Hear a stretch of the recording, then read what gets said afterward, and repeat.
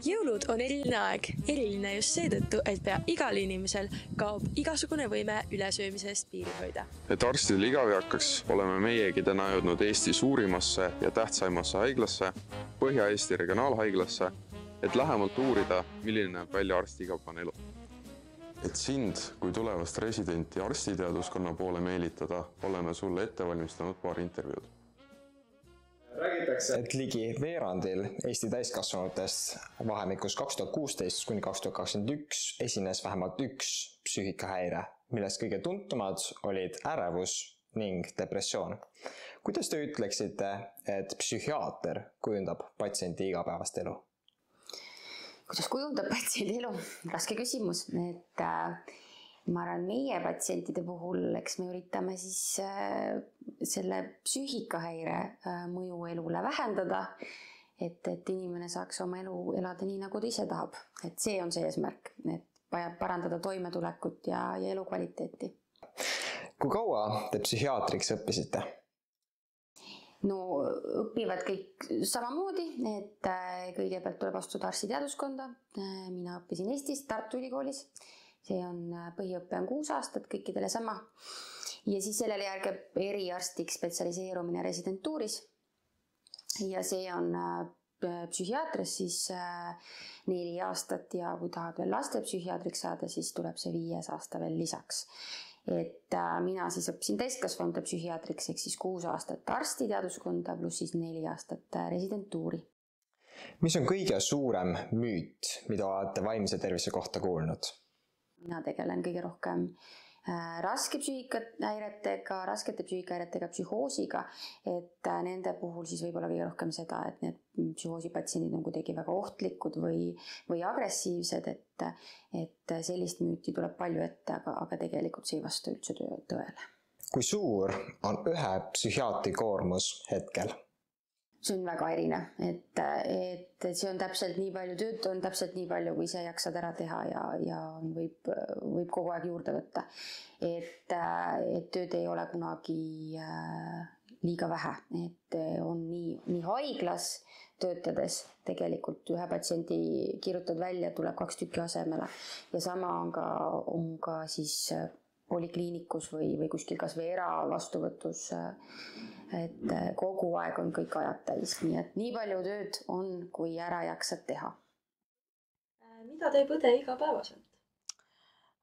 Sõltub, mis osakonnas ja kus. Mina töötan intensiivravi osakonnas, kus töö on selline suht intensiivne. Haiged on rasked, enamasti haiged on intubatsioonitoru all, ehk siis kunstventilatsioonil ECMO peal. ECMO on ekstrakorporaalne membraanne oksügenatsioon, et kui süda töötab sinu eest või kopsud. Et üks päev sa võid nagu tegeleda väga raske patsiendiga, tundub, et nagu nad lähevad üle varsti, et lähevad osakonda, aga tegelikult nende seisund võib nagu klõks alla minna. Teine päev vastupidi, sa võid lihtsalt poputada ühe vana meest näiteks ja tegeleda temaga terve päev. Vahest on täitsa nii, et palju tööd, et sa nagu napilt jõuad söömas ära käia või vaatad, et kell on 12, ma ei ole isegi veel vett joonud, et nagu see täitsa nagu sõltub, aga mis võib öelda meie osakonnast, mina töötan teises intensiivravi osakonnas, et me nagu saame planeerida seda aega, et kui on nagu patsiendiga kõik asjad tehtud, et siis teine õde näiteks vaatab su patsiendi ja siis nagu aitame üksteist. Et see nagu palju aitab, et koormus ei ole nii suur. Mis on kõige suurem müüt, mida olete õenduse kohta kuulnud? Ma ütleks, et võib-olla ja see, et nagu arst ravib, aga õde lihtsalt teeb tema korraldusi. Õde on samasugune nagu meeskonnaliige selles ravimeeskonnas ja tal on ka oma sõna, et ei ole nii, et arst on nagu jumal ja õde lihtsalt teeb, mis ta ütleb, aga tegelikult kui on tark õde, ta on väga nagu palju abiks meeskonnale ja õde saab ka nagu väga palju ravida ja teha nagu enda asju, mis ka nagu väga hästi mõjuvad raviteekonnal patsiendile.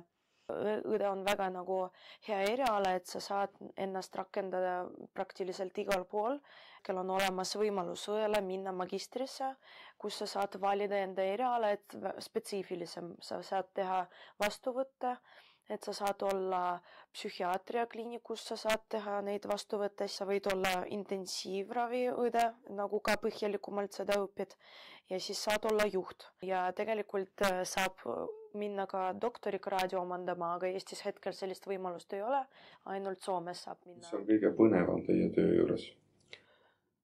No ma ütleks kõige põnevam on minu jaoks hetkel on traumad. Et patsient tuleb kindla ägeda probleemiga ja tihtipeale on seal ka kindel lahendus. Parandada ära ja tehtud. Mis on kõige väljakutsuvam?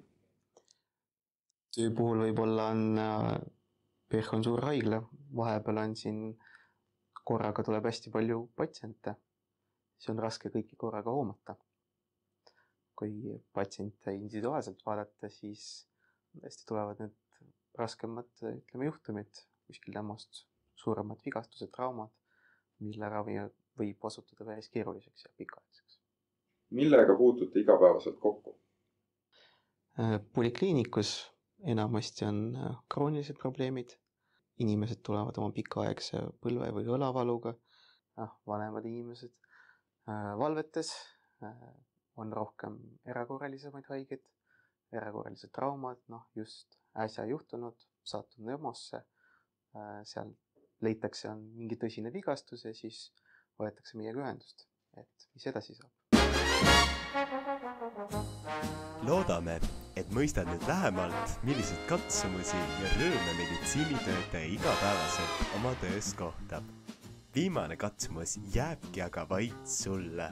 Sea oma sammud lähima EMO poole ning liitu Eesti meditsiinisüsteemiga.